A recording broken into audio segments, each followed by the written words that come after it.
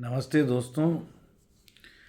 हजारों लाखों करोड़ों लोग ऐसे हैं जो भीड़ का हिस्सा होते हैं। उसका कारण क्या होता है कि वो कुछ अलग करने की नहीं सोचते और काम को अलग ढंग से नहीं करते। शिव खेड़ा ने बोला है कि सफलता प्राप्त करने वाले लोग कोई अलग काम नहीं करते, वो हर काम को अलग ढंग से करते हैं।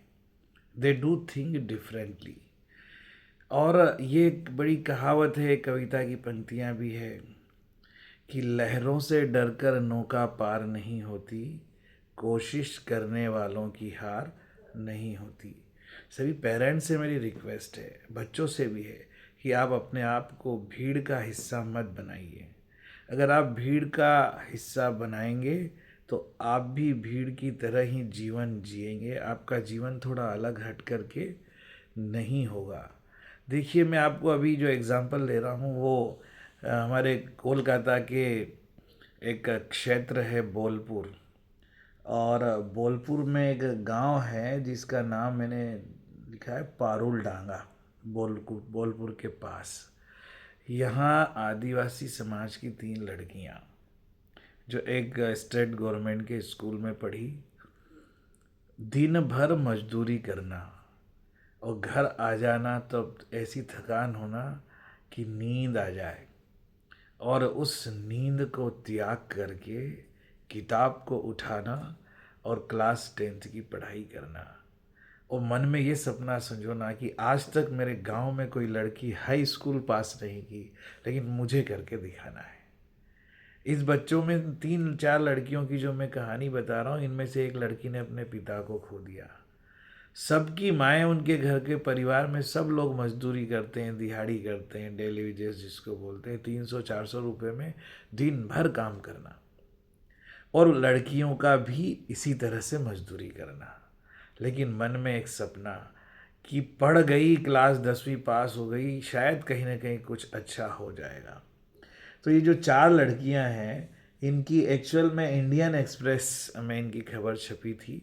मैं उसके बारे उसको पढ़ कर के मैंने देखा और मेरा मतलब दिमाग हिल गया कि बच्चे कैसे होते हैं आदिवासी समाज में भी, और मजदूर बच्चे भी कैसे सक्सेस प्राप्त करते हैं।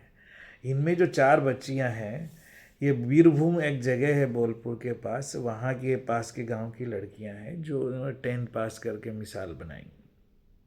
एक का नाम है बसंती टुडू, एक का नाम है सुमित्रा टुडू, एक का नाम है लतिका मुर्मू, और एक है मीरू हांसदा। इनके जो कहानी है बड़ी इंटरेस्टिंग है। लतिका जो बोलपुर का एक पारुल डांगा नाम की जगह है, वहाँ शिक्षा निकेतन में पढ़ती थी।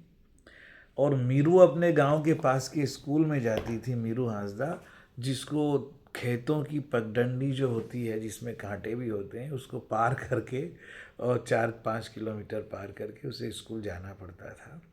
इसी तरह की सिचुएशन अन्य 2 लड़कियों की भी थी।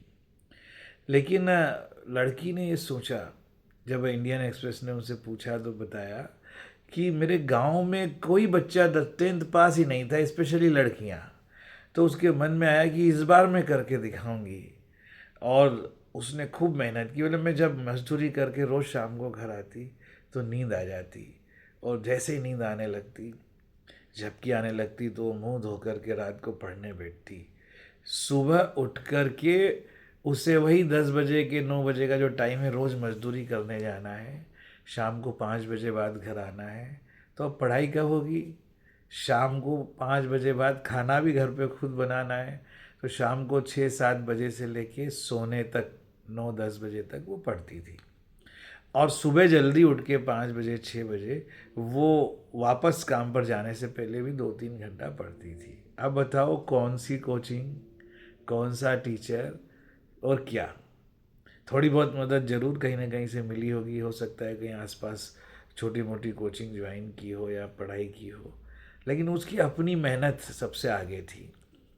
इस बच्ची ने इतनी मेहनत की, डट के मेहनत की, और मन में सपना संजोया, और क्लास 10th में अच्छे मार्क्स से स्टेट गवर्नमेंट की एग्ज़ामिनेशन पास की।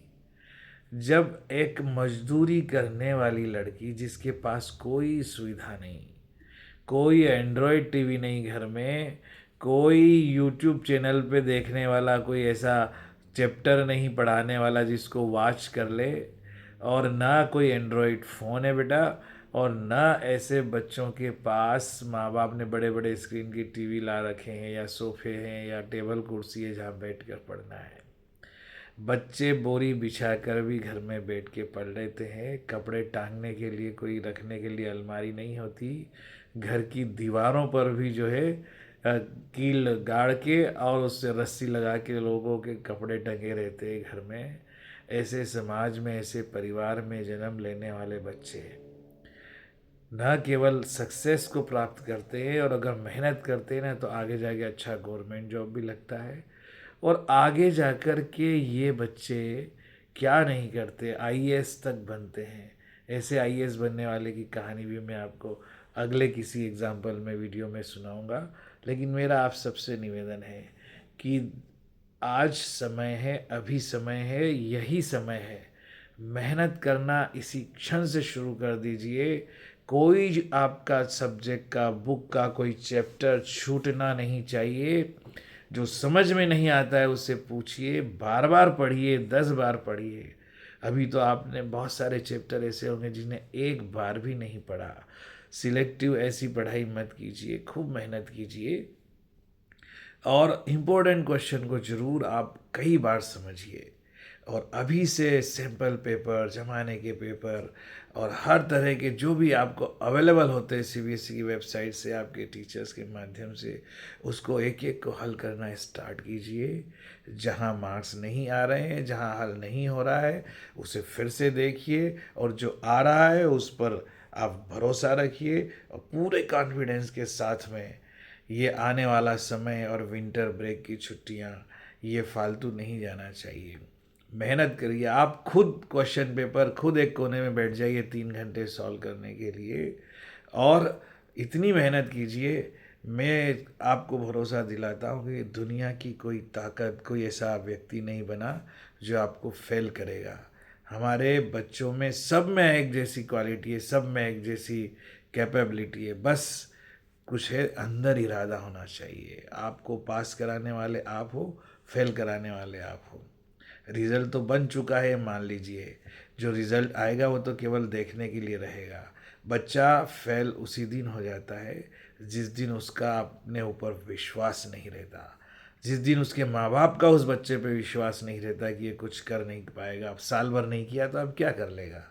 इस तरह का अगर कोई आपको बात करता है, सुनता सुनाता है, चाहे कोई भी हो, पड़ोसी हो, माता पिता हो, दोस्त हो, या कोई भी हो, अगर कोई ये कहे कि अब साल भर ध्यान नहीं दिया अब क्या कर लेगा, इसका बेस नहीं, उसको दिखा दो कि अब भी कर सकता है। मेहनत है, आप अपनी वजह से अभी तक पीछे रहे हैं, और अपनी वजह से ही आप आगे बढ़ेंगे, और अपनी वजह से सक्सेस होंगे। अभी भी आप 80%, 90% जो लाना चाहे ला सकते हैं, लेकिन पहले पास होने लायक परसेंटेज की इतनी मेहनत कीजिए। एक बार जो पास होकर दिखा देगा, जो 33 लाएगा वो 40 भी ला सकता है, 40 वाला 45 ला सकता है।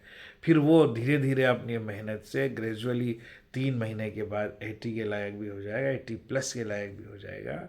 बहुत बहुत धन्यवाद। Thank you very much.